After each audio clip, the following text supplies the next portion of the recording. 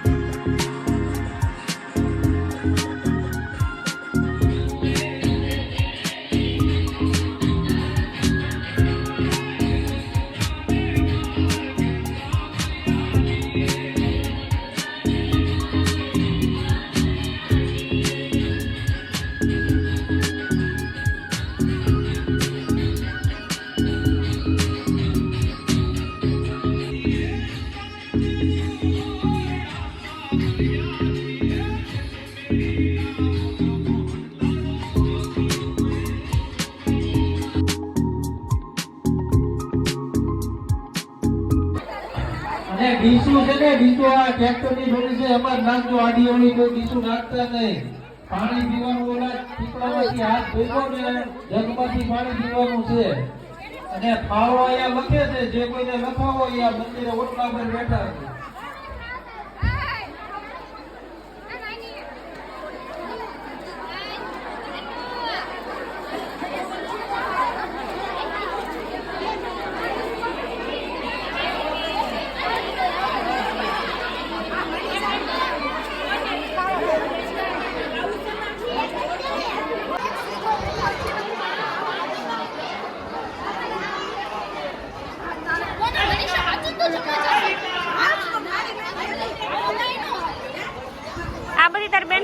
બેઠી છે તને શરમ નથી આવતી?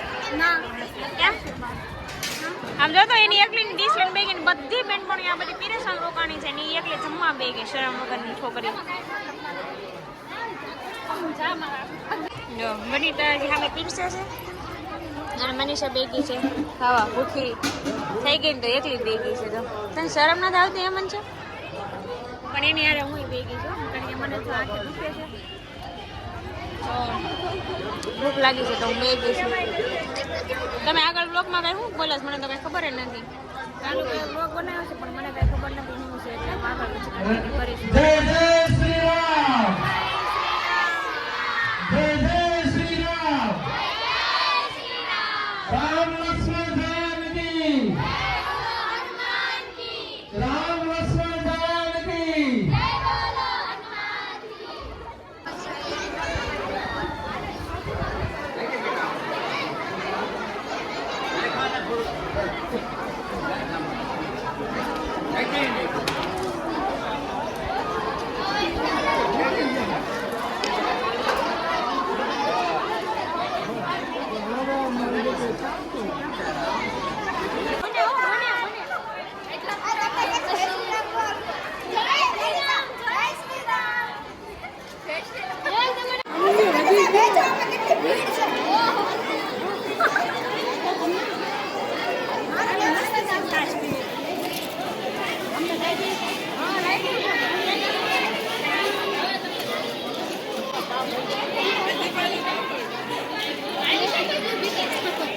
પરી મને છાશ દેવા આવી હતી કે મસ્ત છે તો હું પીવું છું અને એ છાશ વેચે છે અને અમારા કાકાની છોકરી છે એની પર ડાપોચિયા મારે છે મારા છાશમાં. આ જો બીજા માજીએ મંગાવી હતી તો એમને લાવી દીધી. સેવા કરે છે અમારા ભાભી.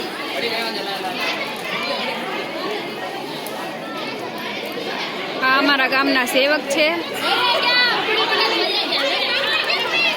આ છોકરી છાશ વેચીને સેવા કરે છે. તે સામે છાશ વેચે છે તે અમારી ફ્રેન્ડ.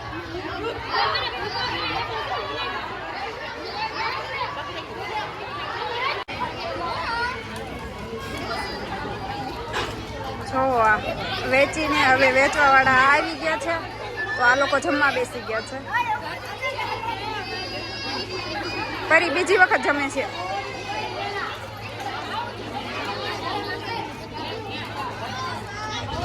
હવે આ જમી લીધું છે તો હાથ ધોવે છે. ટીપણામાં ના કુંડી છે એમાં હાથ ધોવાના, પાણી એમાં નાખવાનું.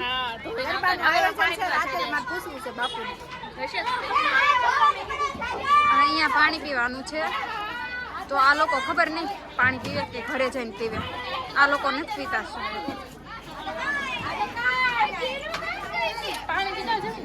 અમારી એક ફ્રેન્ડ, બે ફ્રેન્ડ છે એ પાણી પીવે છે વધેલું કારણ કે આ લાસ્ટમાં આ પરી પણ પીશે કદાચ. હા અમાર બાજુનો છોકરો હતો, અમારા પાડોશી મતલબ.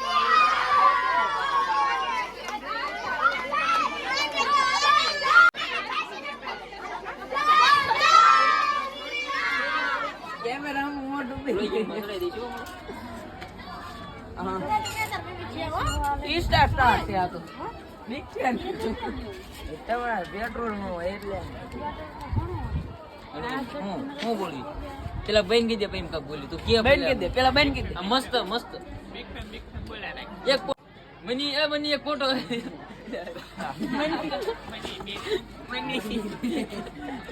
માતામાં આરતી કરી રહ્યા છે રામાપીરના મંદિરની અને પરી છે એ રામાપીરના અગરબત્તી કરી રહી છે. પ્રસાદ થળાવા થાળ થળાવા આવ્યા છે રામાપીરને. આરતીનો ટાઈમ છે તો પરી કરી રહી છે આરતી.